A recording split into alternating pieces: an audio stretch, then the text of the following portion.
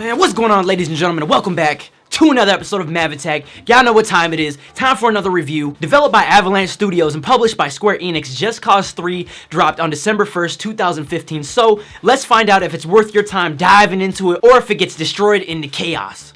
Story.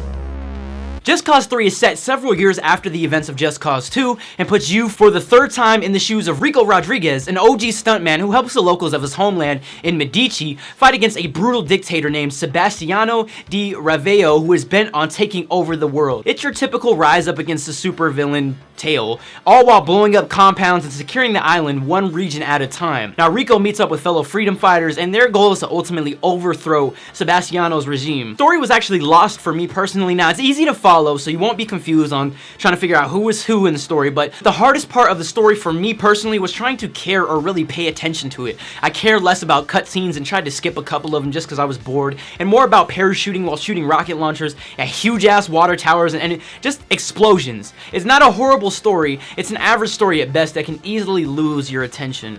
Gameplay.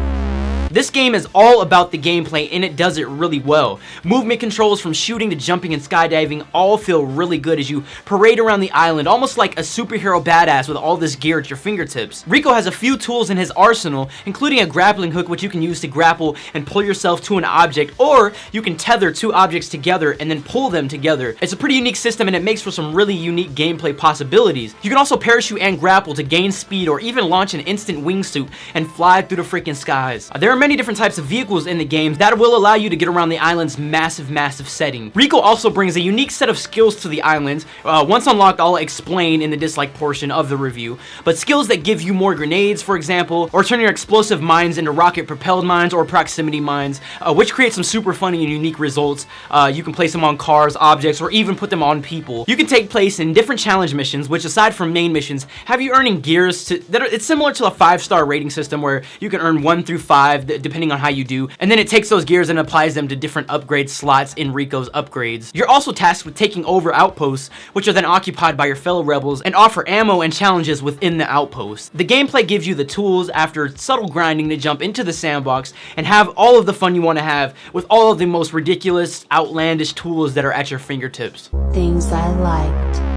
So things I like, there wasn't too much that I could really pick out like, oh, that's amazing, I really do like that, but I do like the Easter eggs in the game. They have a lot of cool nods to different references. Like Final Fantasy, they have nods to Final Fantasy, they have nods to Thor's hammer, you know, they have nods to even a popular meme, the Doge meme, they have nods to all these different things. So there's a lot of different Easter eggs in the game, and I really do applaud Avalanche for their attention to detail, you know, within their environments and the Easter eggs that are inside of them. I like the gear that the game brings. You know, being able to pull your parachute at any time and then redeploy it at any time is really awesome. And also the wingsuit, pulling that out at any time and then being able to grapple and give yourself some speed, that's really cool. And also the guns in the game that you get and the explosives and all the equipment. And there's a lot to really use and utilize in this huge environment, this huge open sandbox. The graphics, now we know graphics aren't everything, but this game is pretty. This game is really pretty, especially, you know, when you're flying through the sky with your wingsuit out and you kind of pan around with your camera and just kind of take in the mountains and the sunrise or the sunset and the water below you and the tropical look of some of the islands. It just looks aesthetically, it's a very nice looking game. I really like the dynamic encounters and a lot of the random stuff that you would get into in this open world, because I really do applaud open world games that give you things to do within them, and it's just really cool to see these dynamic things happening. There are some video games that have open worlds that are a little lonely, you know, you just feel like there's not enough going on, and this game does not make you feel that way at all. I mean, aside from just liking the gameplay and how it feels and the explosions and the amount of chaos that you can bring onto the world, in the story mode, you get to ride a fucking missile. Like, you get to, like, grapple and pull yourself onto a missile and then ride the missile. Like, it's in a cutscene, but it's just really cool. I don't know. That was, like, one of my fucking likes. Like, come on. I liked it. Fuck it. Things I disliked. I really dislike the camera system. Whether you're driving in a car or you're ziplining or, you know, you're skydiving, whatever it may be, the camera gets really wonky sometimes. It happened more when I was driving and doing things on the ground, but it will happen, you know, when you're trying to pull yourself around in your parachute. But the camera was just really wonky and just whacked, all out of whack. It was weird. The game is actually very chaotic. Like, a lot of shit happens all the time everywhere around you. For example, in the open world, you know, there was a dynamic mission where a person would run out of gas and I would have to help them by delivering gas gas, delivering their car to the gas station, and I would have to help them out that way. But just the amount of destruction and things happening, that person actually ended up dying, and I couldn't finish the dynamic mission. It just ended, and that was it.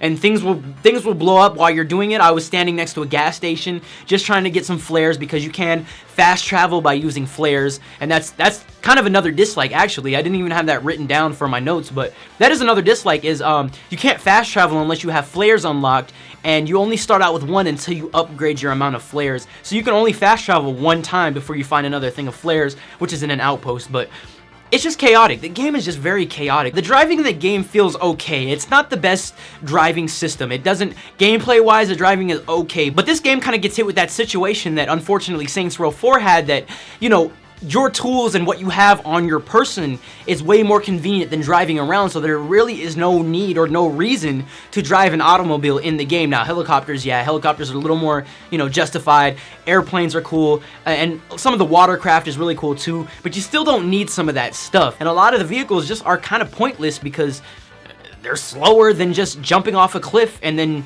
you know, wingsuiting down to your objective. So I really feel like the car is just kind of not important in the game. Overall, Just Cause 3 is a fun, action-packed game that will have you walking away from explosions in slow motion, you know what I'm saying? Just slow-mo style, like...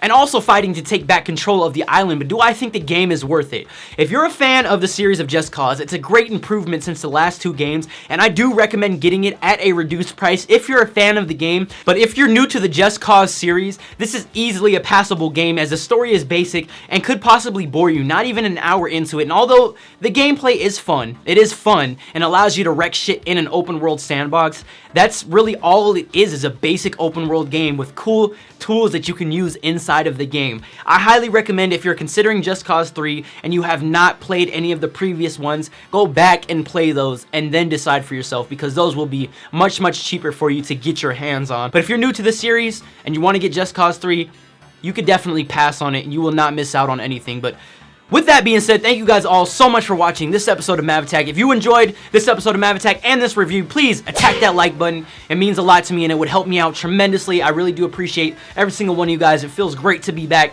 Thank you for the support on the previous video. And I also forgot to mention really quickly, I'm doing a 10,000 subscriber Q&A, just special video. It's gonna have a Q&A and some other random funny stuff in there. So it'll be cool, like a cool little mashup of just our journey so far, getting 10,000 subs. So if you would like to ask me questions for that Q&A, please enter them down in the comment section below. You don't have to do a hashtag or anything. I'll just be on the lookout for those. But if you want to do that, go ahead and do that down there. All you He-Mavs stay rad, and all you She-Mavs stay fab, and I will see you all on the next episode of MavAttack. Motherfucker!